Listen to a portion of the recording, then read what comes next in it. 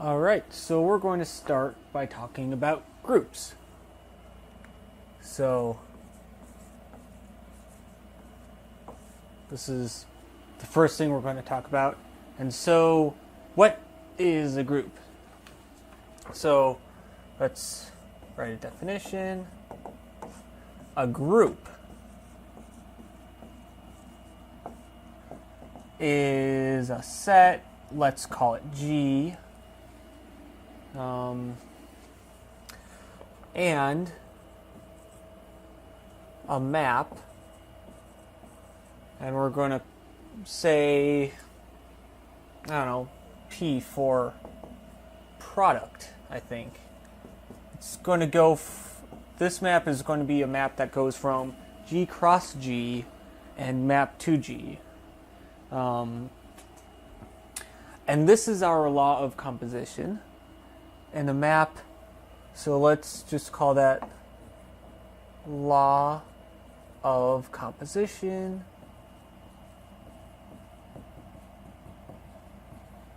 I know that this side of this of the whiteboard is a lot darker than this side. I'm not good with light at this point. I don't know how to fix that. I'll figure it out, but not right now. So we have a set and a map such that a couple things hold. One, we've got that P is associative. P is associative, i.e., what does associativity mean? That means that for all x, y, and z in G, yeah, so this is going to be a little complicated, right? So P of x and then P y z is going to be equal to, starting with the product of x and y, and then taking z. So what this really means is that x times yz equals xyz. And we're going to get to the point where we're writing things like this, where we kind of, instead of writing our product as P here and having like P, we have to plug things into it, we're just going to get to the point where we're just using multiplication to mean, oh, we're multiplying things together and the multiplication is given by P. So eventually, instead of writing this whole messy thing, we're going to be writing this. But let's start with the basics. And so I'm going to start with actually using P. And I just bought these whiteboards. I hope that this whole this kind of cutoff here works, but I'll see what I can do. So P is associative. 2, we have that there's an identity element. So there is some element E in G such that for all G in, let's see here, just to keep it consistent in terms of notation, different people like to do different things. Some people like to say, like, oh, if they're referring to elements of a group, they'll start with little g and then they'll move on to little h. Some people like to do x, y, and z. It doesn't matter, just as long as you state what everything is. So there exists an element E and G, which is our identity, which means that for all x and G, we have the product of x with E is the same as the product of E with x, and it's just, no, that's wrong. Forget that I wrote that. It's wrong. If you add E to anything, you just get back what you had. So you just get x. Third thing is that we need inverse elements. So basically for all x and g, we have an inverse of x. And so how we write that is there exists some y in G such that if we take the product of x and y, then that's the same thing. Not only is it the same thing as taking the product of y and x, but it is equal to E. And E is this identity element that we had before. So let's take an example.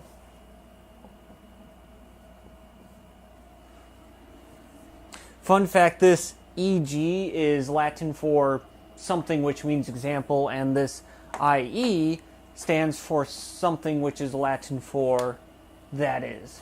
So here I'm saying like P is associative, or in other words, this property holds. This property is what we mean by associativity. Whereas here we're going to give an example of a group. So Z is, so this boldface Z is going to denote the set which contains 0, contains both positive and negative 1, contains both positive and negative 2, and so on. So Z is the integers. And this is a group.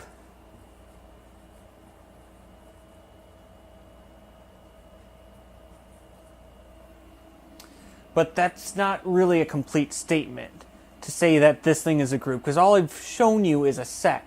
And we know that a group is a set and a map. And so we need a map here. So is a group with the map P,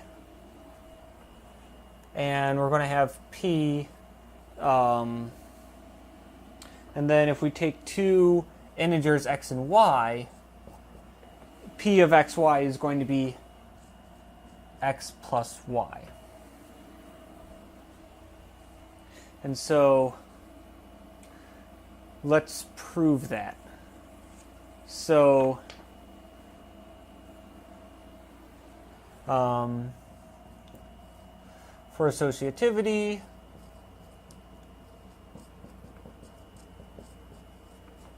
what do we have?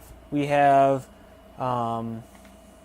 P of x and P of y and z. This is going to be equal to, well, the P of y of z, this is going to give us a y plus z. So this is P of x and y plus z. But this is equal to x plus, and then I'll just put in parentheses y plus z to show that this y plus z was the element that was in the second coordinate here. Okay, but we know that addition is associative. That's something that we learned growing up in very basic math. So this is equal to x plus y plus z. And then this is going to be equal to, and I'll save space here. I won't write it out in two steps like I did before. This is P of x, y, and z. Okay? Okay, so if we take z and we put this product on it, then this is associative. Now we also need to have an identity. I'm going to go ahead and erase the definition of a group, which is unfortunate. I wish I had more board space here. It turns out the length of this whole thing is just too short to allow me to put like a second one of these sideways. So that's unfortunate, because that would be nice to have that extra board space. But I'll make do with what I have. The issue is that I can't keep things left up on the board for a long amount of time. And so if you forget a definition or something in the middle of the lecture, that's okay. You'll just have to go back and remind yourself of what it is. And that's another thing. When it comes to definitions in general, when I write down a definition, you don't have to memorize, you don't have to be able to memorize it immediately and know it like the back of your hand immediately. I don't think anyone can do that. And sometimes definitions look really weird. Like if you've never seen the definition of a group before, it'll look really weird. But you need to memorize the definitions, or else you won't be able to do any of the other exercises or prove any of the theorems that we're going to do. You really need to learn the definitions. And typically what's going to happen is that you do so many exercises that you kind of memorize the definitions by accident. So it's normal to go through a lecture and someone throws definitions at you and you don't remember it, or like you think back like 30 seconds after they gave the definition, you're like, oh wait, what was that definition? I completely forgot it. That's normal, but you have to take the time by yourself to really memorize those definitions. Okay, so anyways, so we have this identity element here. We want something such that we take, so we want something in Z such that if we add anything to it, it gives us back what we started with. Well, anything plus 0 is 0. So 0 is such that for all x in the integers, I'll just, sure. I'll just write x plus 0 equals 0 plus x equals x. And thus, Z has an identity.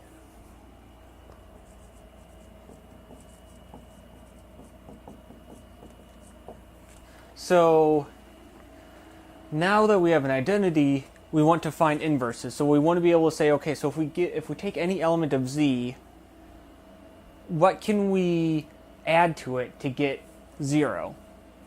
Well, if you take any number and subtract it from itself, it's going to give you 0. And so that means that we're just adding the negative of it. Then, so finally, for all x in Z, we're going to have x plus and then negative x.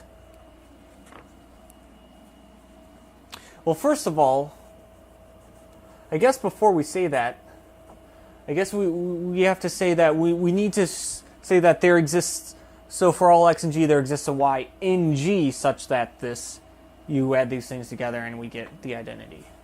So if we have an x in Z, we know that Z is just numbers and we take positive and negatives. So if x is in Z, then negative x is also in Z.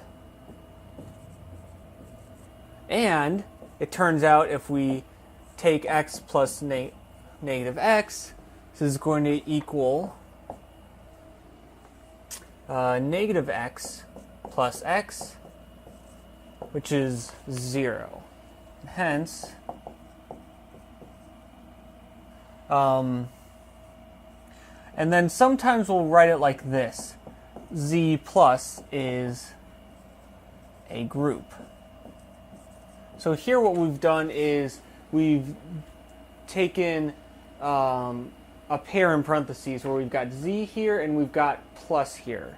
So Z, this is the set, and plus, this is the map P. This is our product that you might say.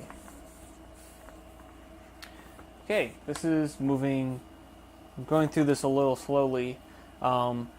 So I think for most of this course is sort of geared at people who have seen group theory already. So we're going to move through some of this stuff kind of fast. And so, like, I went through this example and I actually showed you, I proved this is a group, and we looked at the product, we proved that it's associative, we looked at the group elements, and we found a group element which is the identity, and then we took any arbitrary element of the group, and then we found an inverse for it. So we did everything here, all the work that we need to do. I'm not going to do that. Wow, this eraser is actually really good at erasing. I'm not going to do that for all these exercises we're going to discuss. I'm going to start going through these much more quickly, because I've gotten through like a third of a page, and I've got like 4 pages? 4 pages. Okay. So some of these, I'm going to say this is a group. So now we have a definition.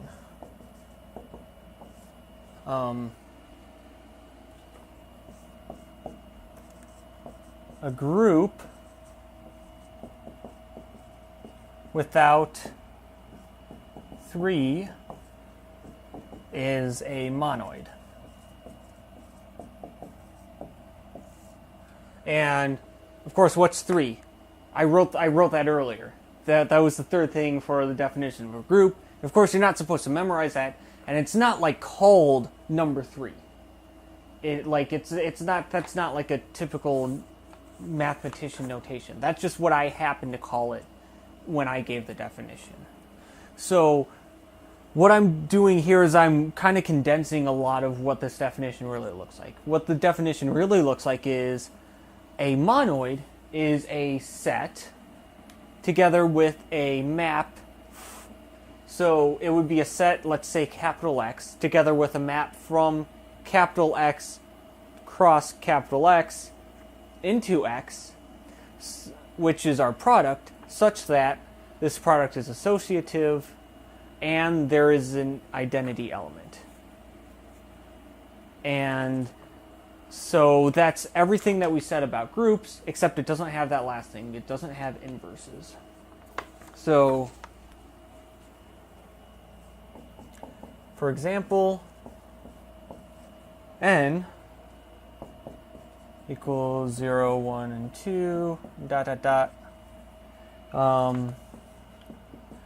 with p of xy equals x plus y is a monoid.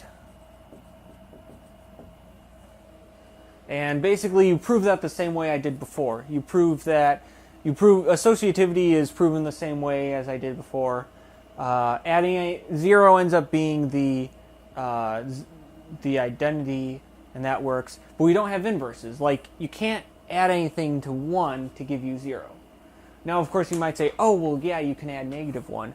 But we're considering the natural numbers here, and the natural numbers do not include -1. By the way, this is kind of a pet peeve of mine, this natural numbers. Typically, when I talk about the natural numbers, I'm not including 0. But it seems to be kind of a break between something that differentiates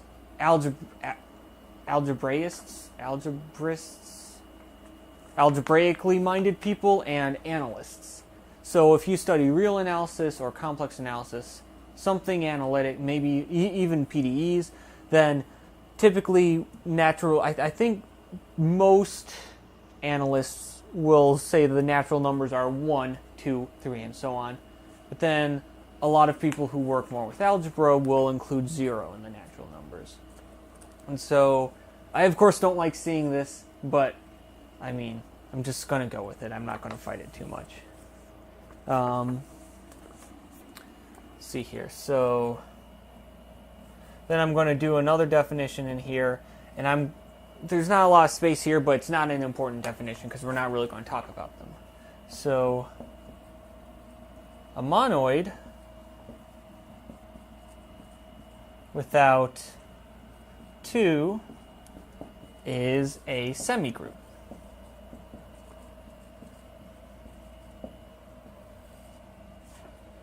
And so, yeah, that's just, so we have a set, let's say we have a set X, and then a map from X cross X into X, which is our product, such that this product is associative.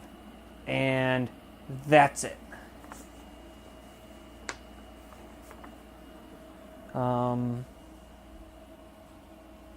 see here. Now, all of these have associativity. Associativity turns out to be really important. There are operations that exist which are not associative, but I'm not even going to mention those because we don't talk about those in group theory. Okay, so let's take another example of a group. We have M2C. This is going to be all matrices of the form A, B, C, D, where A, B, C, and D are in C with, and then we're going to have our product be the product of two matrices X and Y is XY minus YX. And yeah, so, oh yeah, let's see here. I did mention that you might be able to do this course without having much math background. You should know what a matrix is and how matrix multiplication works. But yeah, so M2C, these are just 2 by 2 matrices with complex values.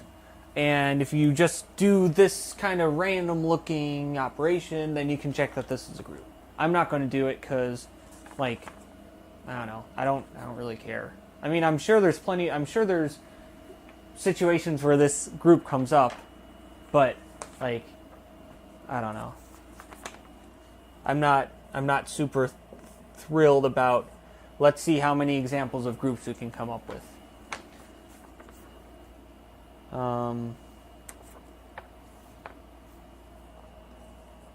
M2C.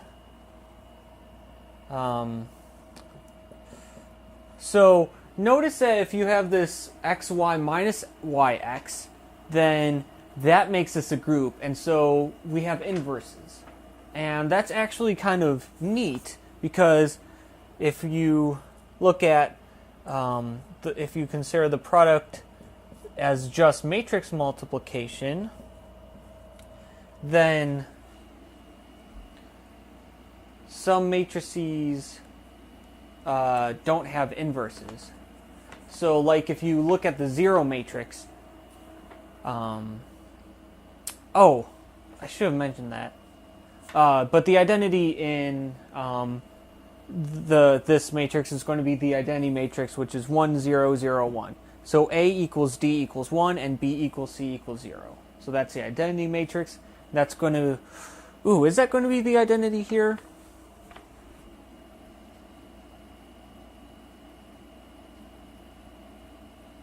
No. Oh, what's going to be the identity here? Okay, so if you take the...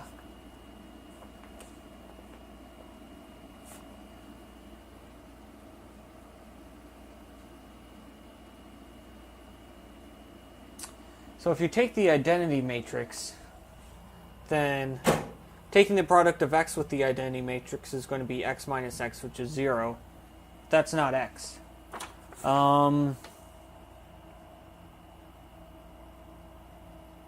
Maybe this is more interesting than I thought.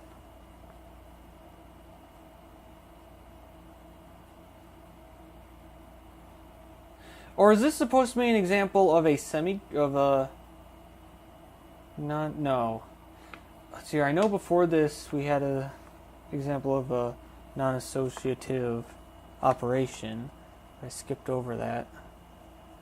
It's going to be the identity. It can't be 0 because if you multiply x with 0 here, we're just going to get 0. If we multiply x with 1 here, we're also going to get 0.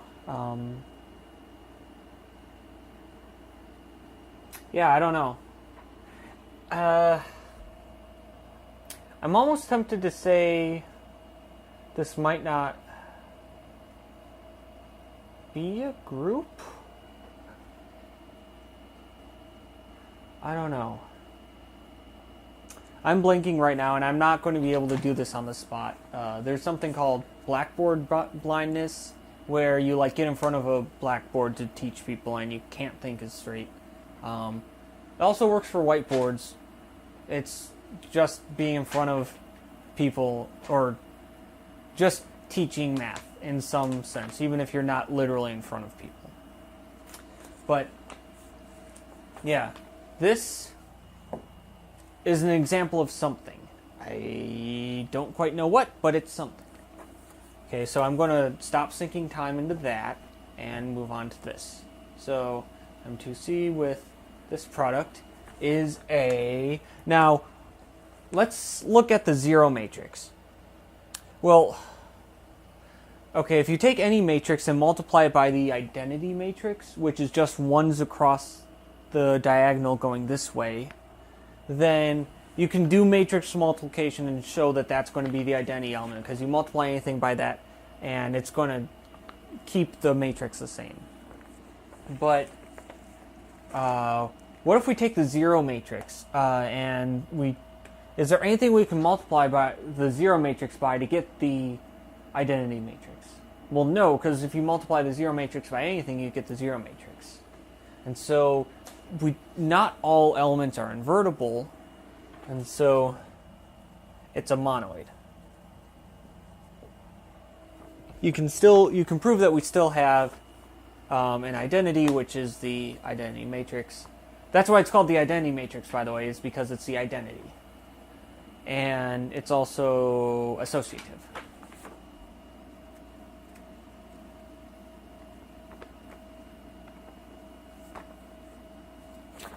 Now, what if we do this? What if we look at GL2 C equals collection of A in M2C such that the determinant of A is non-zero, with P being matrix multiplication,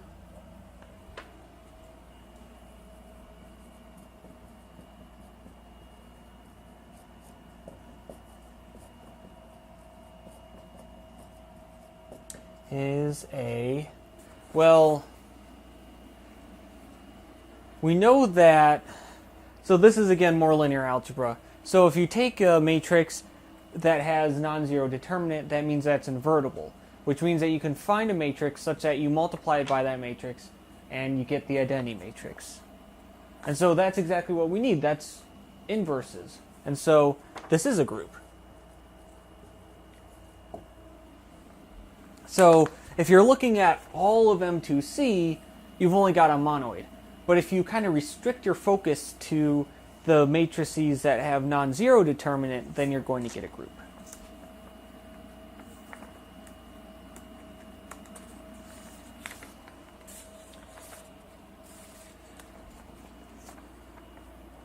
Okay. See here. Sn is the group. This is one of the most important groups. Sn is the group of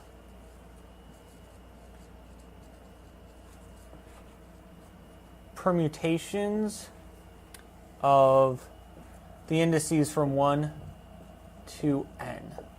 So when I say permutations of 1 to n, the way you can think of it is any element of Sn is going to take the indices 1 through n and sort of mix them up. And so what it really is if you look at the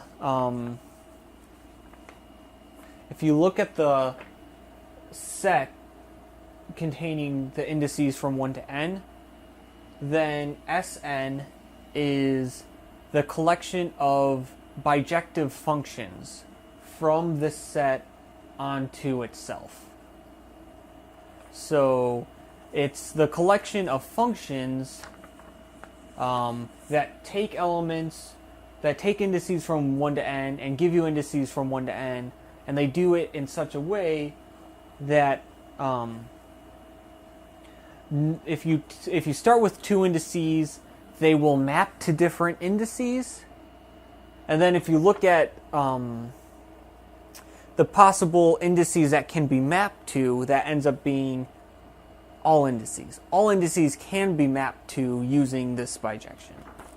So that's how that works. So I guess, again, it's not true that you can do this course without anything. You need to have the basic theory of injective, like basic types of functions, like injections, bijections, things like that. So I guess a linear algebra course is really necessary for this, because a lot of the examples that we talk about are going to use linear algebra. So I guess I lied that you can't do this without nothing. But anyways, so Sn is a group of permutations of Sn.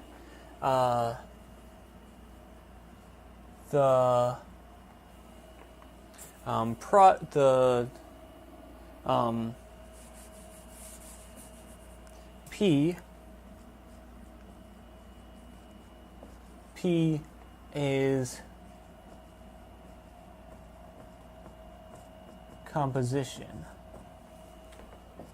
i.e., so if we have, let's see, sigma 1, sigma 2 in Sn,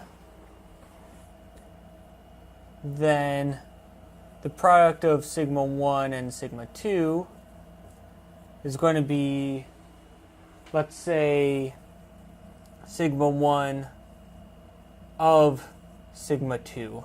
So remember, elements of Sn are not like, well, they're sort of things by themselves, but elements of Sn are functions. And so when we take the product of two functions, we're taking the composition of these two functions. And so what we're doing is we're composing these two functions with each other. All right, so that finishes that page.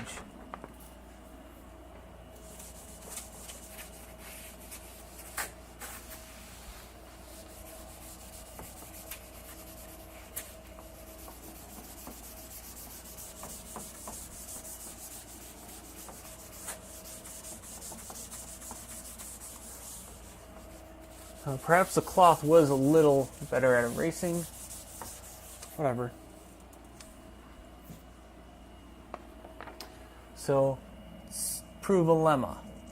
Now, the difference between lemma and theorem and proposition are kind of arbitrary. Basically, these are all just facts.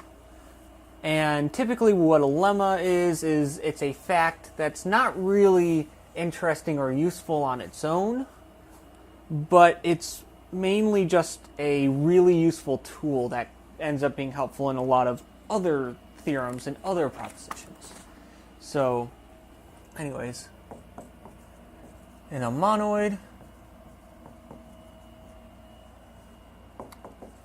identity elements are unique. In a group,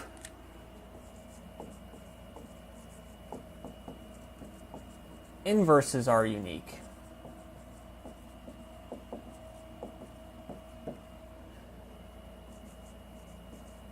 So let's prove this. So remember, in a monoid and in a group, we said that there is an identity element. We didn't say how many there are. Also, with groups, we said there is an inverse element. We didn't say how many there are. Turns out there's only one. Before we prove this, I need some water.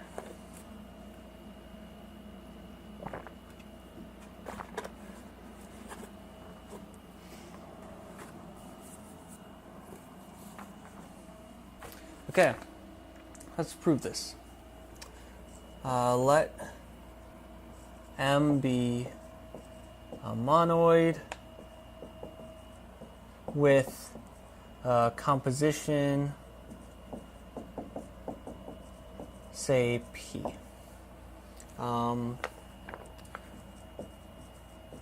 going to suppose that we have two identities, E and E prime in M, are identities.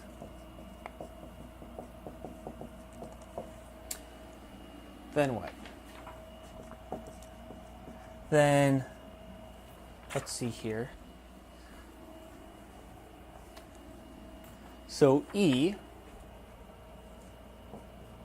now if we take, E is an identity, so if we take the product of E with anything, it's going to give us E.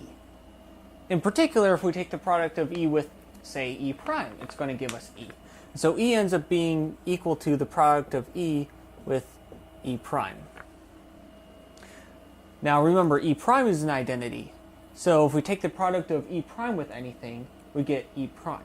In particular, if we take the product of E prime with E, we're going to get E prime. Oh, so then E is equal to E prime. And so that finishes that.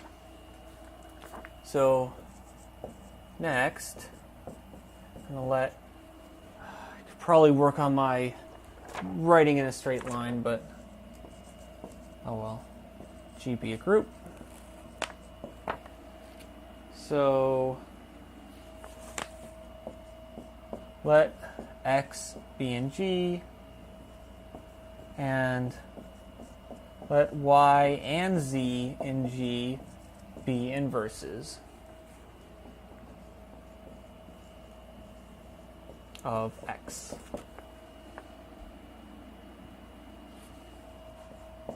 Then, let's see here, Y is going to be, well, we can multiply Y by E because E is the identity.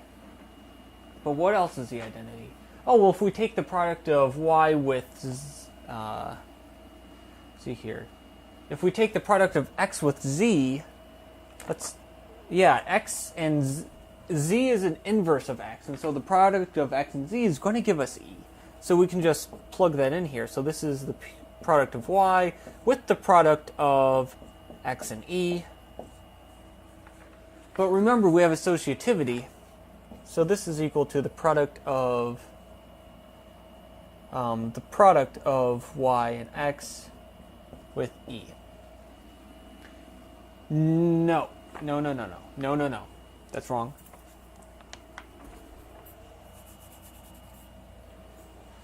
Man, I think these markers are bothering my eyes.